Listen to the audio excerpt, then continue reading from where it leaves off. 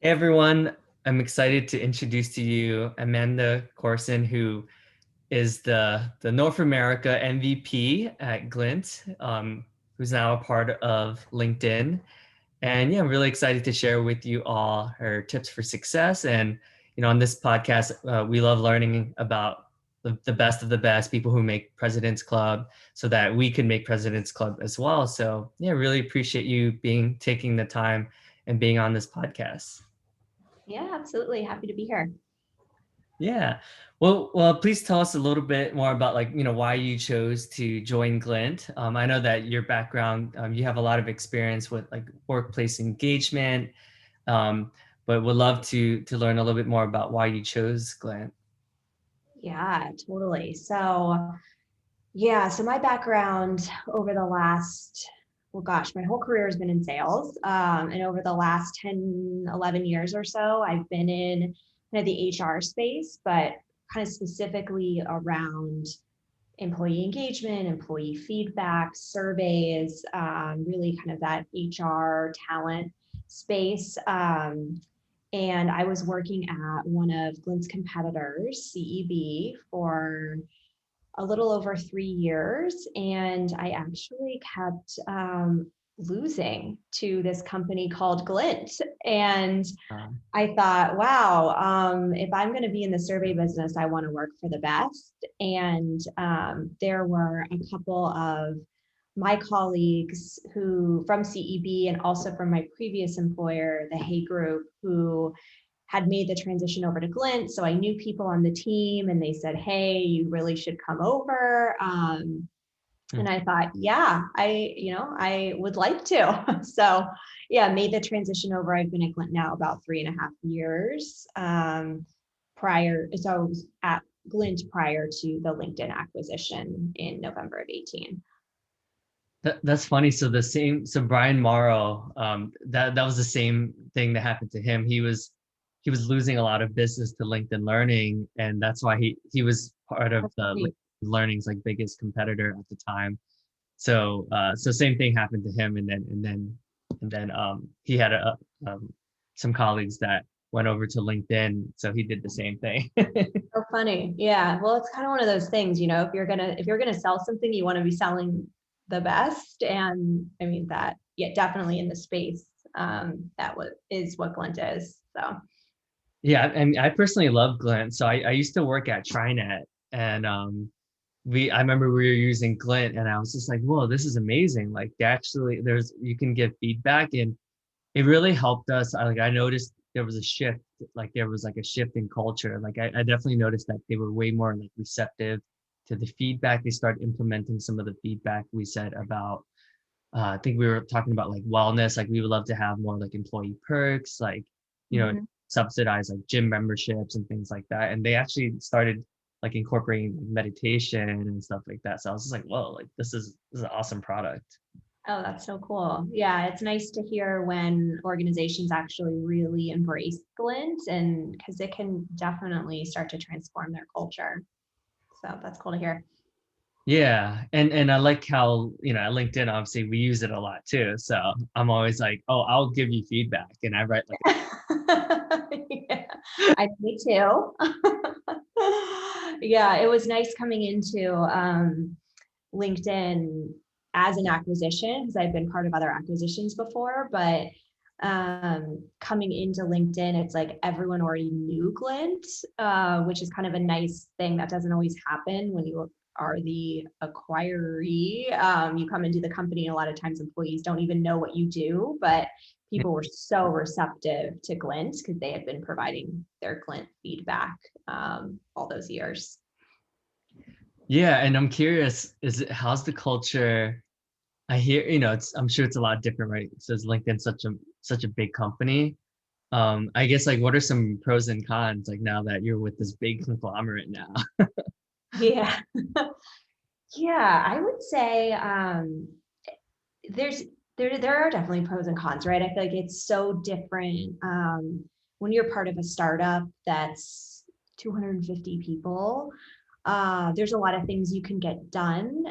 There's a lot of things that we would agree to, especially in terms of contracting or finance terms that Hmm. as LinkedIn, as like a, Microsoft, like publicly traded company, like you just can't agree to. So I think there's a lot more, I wouldn't want to call it like bureaucracy, but there is a little bit more of that at a larger organization than there was at Glint. At Glint, I could text our legal counsel and be like, hey, look at this agreement, like hurry up, Mark. And you just don't, at LinkedIn, that just isn't the same. But there's also so many benefits that come with the LinkedIn name. So we had such great name recognition with Glint, especially like in the engagement space. But I think now being a part of LinkedIn, it really broadens our reach and it broadens that like name recognition across Hmm. all of HR, not just kind of that employee engagement person. Gotcha. So it sounds like you're able to have access to a little bit more opportunities now, like more like quantity wise, maybe just because like, or at least it helps you get the foot in the door. Like they'll at least take a meeting with you just because they're curious. Like, oh, I wonder why LinkedIn made this acquisition, right? Totally. Yeah, totally. I think that, and people like LinkedIn. So I think, you can say, hey, we were acquired by LinkedIn, and they like that. They like the idea of the future vision, what it looks like from Glint and LinkedIn and Microsoft and what we're going to be able to do with all of the data. I mean, um, there's a lot of interesting things in the future. So I think that's definitely helped for sure. Yeah, yeah. It sounds not too different from the learning side as well, because back when we were Linda, like it was such a good reputation, like everyone knew. But then now that it's LinkedIn, I feel like we just get a lot more opportunities, like more at bats. So Yeah. right, but that's where like the skill and the knowledge and all that comes in. So it's like yes, like you get that bat, but what are you going to do with that opportunity? Right. Totally, especially in such a competitive space, which obviously Glint is in, and I know learning as well. Yeah. Yeah. It is competitive, but I feel like it's not as like I feel like I've sold other products that have been like more competitive. You know, Mm. I Mhm. for I guess the challenge I see, I don't know if you come against the same thing, but I think sometimes it's just budget is hard because like we're not always working with like the like the person that holds the purse. Yeah, I would say for us, like it's always like oh, this is like a nice to have, but like if I don't get it, like my company's not going to go out of business tomorrow, right? sure. Yeah, it's not mission critical. Yeah. Or Right. people don't think it is.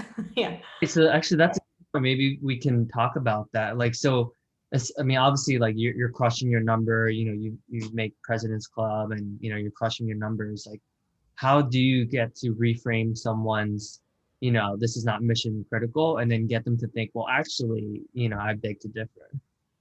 Yeah. Yeah, I think it's interesting in the engagement space, especially in kind of the large enterprise engagement space. I would say um, a large majority of organizations are doing something with engagement.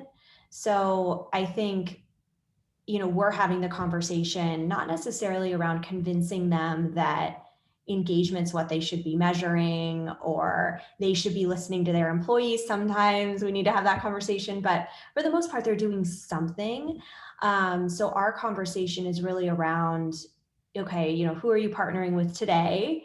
What has that experience been like for you? Are you open to exploring like a conversation with a new partner? And if so, here's some of the reasons why Glint. So I think it's kind of, yeah, and I wouldn't say that people think Glint is necessarily mission critical either, but I think it's for a lot of organizations so important. And I think we've seen such an increase in activity even around since COVID. So I think a lot of organizations realized that they have no idea what their employees are feeling. And now they have their entire workforce remote and they have really no way of gathering feedback on a more frequent basis to ensure that they're communicating appropriately. So I think that has been something that a lot of organizations are starting to think about. Okay, maybe in the past, Glint wasn't a platform that they felt was mission critical, but in today's work environment and as we move forward, it's going to be that much more important to stay in touch with your employees. Yeah, that's a good point, right? Because at least when you're in the office, you can almost like even feel the energy, right? You can kind of walk around, you can see like are people smiling, are people talking to, are there water cooler conversations, or are people like heads down, there's not a lot of commotion. But now like you honestly you can't even tell, right? It's like Right. essentially. Yeah. Right. Huh. That's interesting. So, I mean, what if I guess like one of the challenging things I'm sure is like what if they've had like a really strong relationship with their client success managers or whatever the support team looks like, right? How do you get someone to not get someone, but how do what if they just have like a really solid relationship? Because I think product, yes, like that's important, but I feel like a lot of times it's like the actual relationship is equally as important. Totally. Totally. And yeah, I mean, and that happens, right? I feel like even, I mean, for Glint too, we have relationships with our customers where we've been with us for many, many years and they want to stay with us because we've built that relationship. And so, I mean, I have a lot of respect for that. I think that makes sense. You don't necessarily want an organization that's going to just hop from vendor to vendor every year. So you want that long-term relationship. So I think from a Glint perspective and from a salesperson at Glint, I think one of the best things we can do is qualify. So not every organization is a good opportunity for Glint, and that's okay.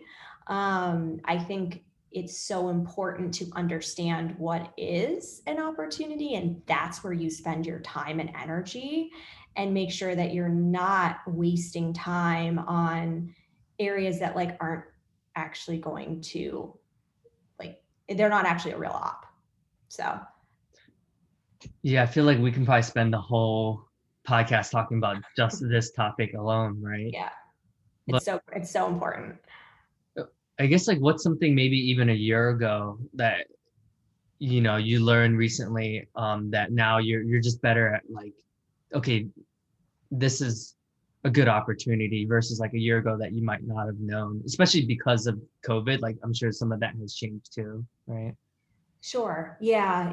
As a COVID and also like diversity and inclusion obviously has become like such a hot topic too, where there may be opportunities for Glint that didn't exist before. But I would say I think qualifying out is probably one of the toughest things to do as a salesperson because you get someone on the phone, you get excited because you're like, oh, okay, hey, I think they're interested in talking. There seems like there may be an opportunity here.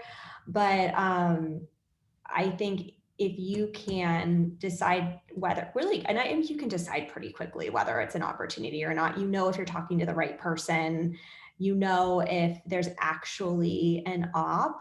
So I think it's asking the right questions. I think a lot of salespeople are afraid to ask the question. So are you really looking for a new vendor? Like let's get that on the table really early on, so that we don't waste our time. I mean, I don't have a lot of time. My time's valuable. Their time is valuable. Like let's not waste each other's time on something that isn't actually going to be an op.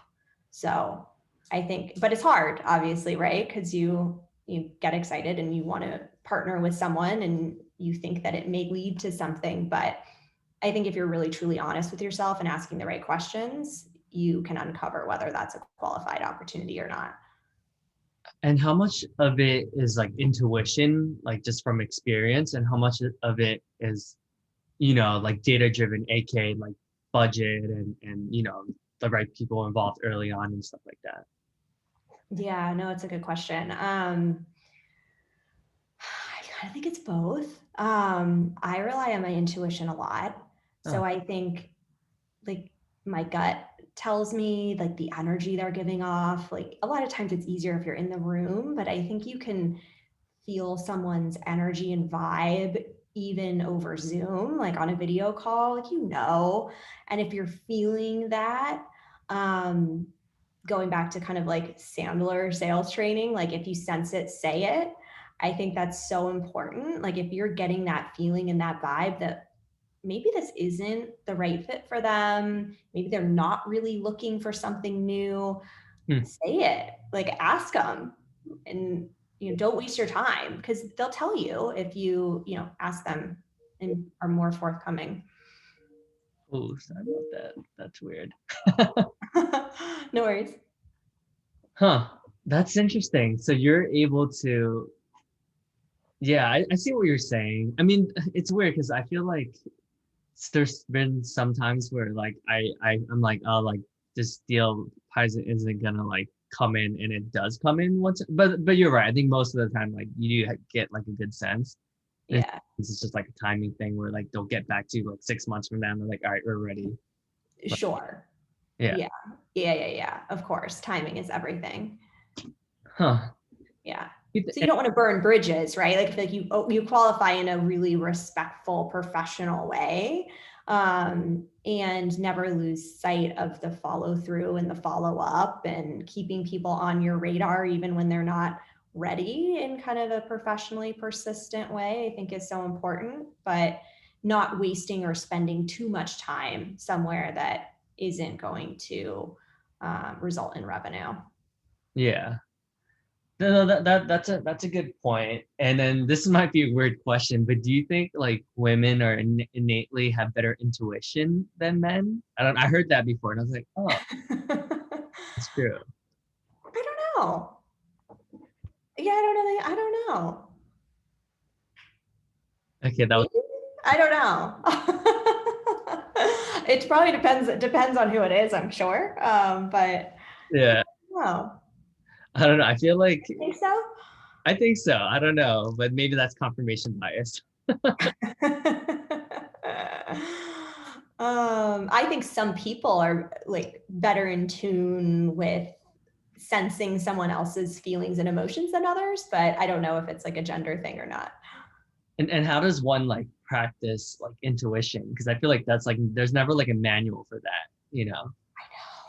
I know. I don't know if you can. Like look, I feel like you can always improve on things, right? But maybe it's just being silent more. And that would probably be my other kind of piece of advice that I always think about is um, like not feeling uncomfortable in silence. So if you're silent, you can then see the visual, you can feel the clues, you can see the visuals, like you can kind of start to assess the situation. When you're just nonstop talking, um, you miss that. So I pause a lot, and I will pause longer than one would find comfortable. And I'm not uncomfortable. Like I'll take a sip of my water. I'll even look at my phone if I'm not on camera. And it's really interesting, like the information you can glean when you're just kind of quiet for like a second longer than you probably would usually be. Why do you think that is? Like, why do you think people are so uncomfortable with silence? That's always curious, like interesting to me. I don't know. I don't know why it makes, I don't know. I think people feel the need to fill the silence. And I don't know what that is, but yeah, it's interesting because someone will say something. I mean, at some point I would too, if it like definitely becomes too long. I definitely don't want to make the other person uncomfortable, but it's almost like they'll speak before they actually feel uncomfortable. Right. Is there like a question that you ask with that, or is this more pertaining to like bant, or is it just in general, like when you ask? General, Sorry. just in general. Wow. Okay, I'll have to try that. Try it. It may make you feel a little uncomfortable at first, but um, I think it's like you can get some of the best information when you shut up and they just talk. Hmm. And do you do the silent when you're on video as well, or is it only through the phone? No, video. Yeah. I don't know that you would really notice it. I don't know. Like, I don't know if you personally, if you were on video on a sales call, like, I don't know if you would be like, oh, Amanda was really silent for a long time. I don't know if you would notice it, but I think it's just a matter of like being focused enough to pause and take a moment to like assess, what's happening and let the prospect say something. Hmm. Yeah, you try it. So it sounds like you also do meditation. Is that another one of your practices, like with stillness and stuff like that? No, not frequently. Mm-mm. Oh, I'd like to. I like it's kind of one of those things I've thought about getting into. I'd like to. I have friends who, swear by meditation in the mornings, but no, I don't. okay. Because the reason why I asked is a lot of the stuff that you're saying is like I feel like the takeaways from meditation. Oh, interesting. Okay. Yeah, because like when you sit with yourself for like let's say half an hour or so, intuitively like it just I feel like you're just more aware of like stuff that's going on and what you actually want to do versus like what others want you to do and things like that. Yeah. No, that makes perfect sense. Yeah. Yeah. Huh. Cool. Well, and then I'm curious about like President's Club. Like what if someone's like the middle of a pack account executive and they feel like they can't get past like a threshold, like they feel like there's like there's something that's in the way of them potentially being like more consistent. Yeah. Like advice for what I think. Is that, yeah. Yeah. Um, yeah, I don't know. I don't know if there's just one thing. I would say, like one of the things that I've seen in my, sales career is, a lot of times we go through a lot of trainings, right? So you go through all types of different sales trainings, and I'm a big fan of sales training, but I like to pick and choose what I want to use from different sales trainings. Like Challenger, I use some things. Sandler, I'll use something. I kind of like to pick. There's not one sales technique that I would use across the board. Yeah. And the reason is because it just doesn't feel natural to me. So I think sometimes when you're trying too hard to be focused on the process or do the right, set the upfront contract and then say this and then you say this, you don't come across as genuine. And I think being and someone feeling that you're a genuine person is so critical in the sales process. So I feel like just making it your own. Like I think you can listen to other reps, you can learn from them, which is so important. But then be sure to kind of internalize that and make it your own. Don't try to be someone else. Hmm. That's good advice. I wish I heard that like earlier in my career because I remember I was trying so hard to be like all these other like AEs and it was just inauthentic. Totally. Yeah. Totally. Yeah. And it's easy to do. You're like, oh, well, they're so successful. I want to do that too. And then you try it on a call or you try whatever their style is, and it doesn't work for you because like you're not coming across as, yeah, you're coming across inauthentic. Yeah, or too salesy, right? Like That too. Yeah. And people don't really want to be sold to like that. Like, yeah, yeah, or like even like feels like manipulative like in a way, right? But if people aren't dumb, like they know that's like okay, like they're setting the planks, like it's so obvious. mm-hmm. Mm-hmm. Yeah. Hmm. And oh, so what was it when I earlier when I asked when I did the time, like was that like weird how I did it or that was fine? Oh, totally fine. No, Oh, totally fine. No, I just always do the upfront contract or whatever. Like this, just the time part. That I always say like, hey, like we're scheduled for, the next hour. Does that still work for you? Yes. Okay, great. Yeah. So I notice when other people use certain Sandler techniques. ah. Yeah. And I'm curious, like, how you do follow-ups. Like, do you have like a technique? Like, because one of the hardest things I found is like being able to take good notes, but also being present. So I'm not like scribbling notes like too much. Totally. I think that's really a challenge. So I have the fortunate thing to have an SDR. Uh, So my SDR sets the meeting and then also is on the meeting and takes notes. So I don't feel like I need to get everything down. I'll make a few points if there's something that I really want to like, hey, like I remember you said this, I want to like go back to that. I'll make a few notes of my own, but I don't feel like I have to get all the information down because he's doing it. okay. Yeah. So But that, that is hard. yeah. And then when you do like a follow-up, like do you have like a certain format that you use? Like is it like bullet points and is it like 3 to 5 points? I mean, I'm sure it varies, but is there like a structure how you do follow-ups? Not really. I feel like all follow-up it can be so different. A lot of times like the questions that they'll have that I may need to like get back to them on, or there's different attachments. Like I think the follow-up, depending on our conversation, is actually quite custom. Uh, One of the things I do love to use though is in Sales Nav, it used to be called Point Drive and now we're calling it something else. smart. Link. Yes. Yeah. Smart links. I use those all the time. And I get a ton of feedback around like people actually thank me for how organized my follow-up is.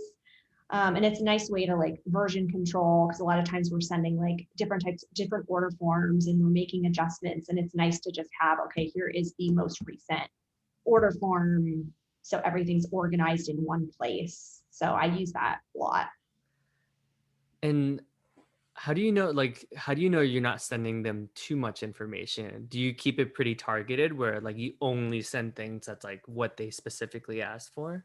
Totally. Super relevant, not very much. Short emails, and I try not to use too many words. Hmm. Yeah. So you do like to like keep it simple. Is that one of your strategies too? Just like super simple, like the whole process, make it easy as possible for them? Mhm. Yeah, totally. Yeah. Because I think good follow through is maybe like a little underrated, but it's so important. Because I've gotten the feedback before where people are like, "Oh, thank you so much for getting back to me so quickly. Hmm. We're still waiting on feedback from some of the other vendors." So I feel like I don't know, it just sets you apart a bit if you can be really organized, thorough, give them exactly what they want in like a very clean and easy way for them to access. Hmm. I think it goes a long way. Huh. That's interesting. So you are pretty concise then, it sounds like. Um, and then what's your thought process around like checking in, right? Like do you always like add value when you check in, or is it like just super simple like, hey, like, you said you wanted like a November 1st start date, like we need to, move Yeah. quickly. It depends. So if there is something that I could add value, I will. Like if there's an upcoming webinar I think they'd be interested in, or an event that's coming up and I can invite them to, or we just published like a new blog post or white paper, like I'll always try to include that in my follow-up. But sometimes like if I had already done that and I'm still not getting a response, then I'll just say, hey, checking in, like love to hear how your conversations are going internally. Huh. Let me know. And then if I'm still not getting a response, because sometimes we get ghosted, of course, I think the close the file email works great. Uh, I use that all the time. So we'll always say like feedback's a gift at Glint. Like we would love, like I'm assumed you went in another direction, which is totally fine. Would love to get your feedback. We think that's a gift. And then usually it's either like, yes, we did decide to go in another direction, or no, we just haven't decided yet, or timing's off, or whatever it is. But I feel like the success rate on that kind of close the file email is pretty high. I would say response rate is high. and then when they do say they go with a different vendor, do you ask for additional feedback? Like, hey, like what Oh could I yeah. do better? 100%. Yeah, yeah, yeah. Oh, I'll even ask for a call if they're open to it. Huh.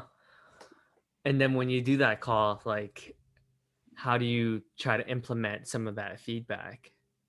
It's hit or miss whether they go for the call or not. But we actually at Glint also have an out, we'll call to see, what happened. Like, so, we implement, or I implement it. I mean, it depends on what the feedback is, right? Usually it's something, whatever feature they didn't like or they liked from another vendor, or their IT organization was the one that ended up making the decision, like whatever it may be. Some things are out of your control, right? But if it's something that's actually within my control and something that I could have focused more on or done differently, then I would absolutely use that moving forward. Huh. That makes sense. Yeah. I mean, feedback is the name, right? So that makes sense that you actually, that's pretty cool. And, and Yeah. I know, the internal, like getting internal resources is like half the battle too, right? Especially when you're working with like the largest accounts. What's your thought process in like being able to empower and getting internal resources? Because I hear with a lot of enterprise reps, that's like half the battle, right? Whether it's working with legal, and I mean, especially now because we're such a bigger company, like you said, like it's a little bit harder to get custom like contracts and like with stuff like that. Yeah. Yeah, I mean, overall, I would say, I mean, the people at Glint are like some of the nicest people we ever worked with. Like, it's such a kind organization. So I've never experienced issues resourcing, when we have a large pitch and I want to bring resources from our different lines of business. I feel like everyone is more than willing to jump in and support that. So I think it's just being um, conscientious, I guess, of when you ask for that support, and not over using it. So, when you need resources, people know that you really need them because you're not just asking all the time. It's really only for times when you actually really need the extra support. Ah, interesting. Okay. Huh. So it sounds like you have a conscientious like mindset in when you approach like everything, it sounds like just in general. I think so. Yeah, I think so. I like to think about how my reaction or request would impact someone else. Yeah. I think that's one thing that LinkedIn and Glint probably have in common, right? Like that's probably a part of the culture. Yeah, yeah. I think there's a lot of cultural things that were like aligned nicely between LinkedIn and Glenn for sure. And what about because I did know one of the like tough things is like let's say you're working with one of the stakeholders or one of the business lines, but you need buy-in from some of the other folks, whether it's like finance or operations or a CTO or something like that. Like, what's your thought process on how you can go about like not burning that bridge and that relationship you have, but also getting like the right parties involved to make sure you get this done? Right. Yeah. Totally. I feel like it's a challenge, right? Like, you never want to be single threaded. You never want to have just one contact that may not actually be the decision maker. I think that's been one of the benefits of being a part of LinkedIn. Because previously, for me to go around someone, you to your point, you never want to burn the bridge with the person and go around them to their boss or to another colleague, and it comes back to you, and they're like, "What are you doing?" Hmm. But I do think there's a way we can do that now internally, um, that makes a lot more sense. So I could have the LinkedIn Learning rep reach out to their contacts to say, hey, I've heard that, Glint's speaking with so and so. I thought you should be in part of this conversation too because of this integration between Glint and LinkedIn Learning. Huh. So it's kind of a nice way to find additional contacts within the organization without stepping on anyone's toes. Gotcha. So you are leveraging, I mean, but even prior to the LinkedIn acquisition, like how did you go about that? Yeah, so it's a little harder. I think it was more around asking my contact, you know, the question. So who else is involved in this process? Who else is involved in the decision? And she's like, oh, or he's like, oh, it's XYZ. I'm like, all right, so on our next call, why don't we plan to have those people join us and let me know what you think the right agenda is and help them be kind of a part of the process, but making sure that I understand who all the key players are and making sure that they've had exposure to Glint and it's not just my contact selling them Glint on our behalf. Gotcha. So it sounds like you do a very, very thorough discovery, right? Like you want to make sure. So it sounds like you want to make sure you get everyone involved and you know everything before you do like any demos or do anything else, right? Like you're very thorough in the beginning portion of it. Yes and no. Yeah, I would say yes. Yeah, I would like to say I am thorough. Yeah, but I also I'm willing to do demos without, like, I kind of think about discovery as something that occurs throughout the sales process. Hmm. So it's not, for me, it's not I have a discovery call and then I kind of move on from that. I, even during the discovery call, am thinking about, okay, how can I add value to this conversation? So, kind of part of like the challenger sale is being able to teach. And Hmm. I think that that is so important because once you teach someone something and you've added value, they feel more willing to provide you more detail. Yeah. So I'll usually do some questions, some teaching, and then some more questions, and then pepper questions throughout, even throughout the demo, just to always be getting additional information and not making it feel like discovery is this one point in time. Hmm. Yeah, I like that. That definitely. I think sometimes when we do a job for so long, we almost fall into like a rhythm, and then we forget that like, okay, like kind of pause and just continue to be curious. That's a good reminder. Yeah. Yeah, totally. And then I like what you said about um the teaching portion. I think I was one of the sales training I did, they called it like the bond of joint discovery. And I Oh, I like, like that. yeah, I really like that because I'm like, yeah, because if you're the first person that helps get them that aha moment, like you're like, oh, I didn't even realize like this was that big of an issue. And then they're way more likely to go with you just because like you were the one that like helped them come up with that like realization. Yeah, I like that. The bond of joint discovery. Yeah. Yeah, yeah, Yeah. that's good. Cool. Well, yeah, I really appreciate all of this advice, Amanda. I mean, this is like super helpful. I think a lot of people will find a lot of value and yeah, it's simplistic too, right? It's not like what you're saying is not like overly complicated, right? It's like we don't have to like Yeah. read 10 sales books on like, you know. Yeah. Sure. Yeah. Well, good. Well, good. I'm hoping it was helpful. Yeah, thank you so much. I wish you, it's cool to see that Glint and learning is there's gonna be a lot more collaboration. So I'm excited to like see what that, but a lot of the stuff you're saying, I'm like, oh, this sounds like a very similar conversation to like when you talk about learning, you know? Yeah, I'm sure. Well, see, it's transferable, right? I feel like you can kind of, once you have the technique down, you could sell anything, I think. Yeah, yeah. Yeah, well, thank you so much for your time, and yeah, I hope you h- have a good quarter, and yeah, we'll be in touch. All right. Sounds good. Thanks so much. Thank you. All right.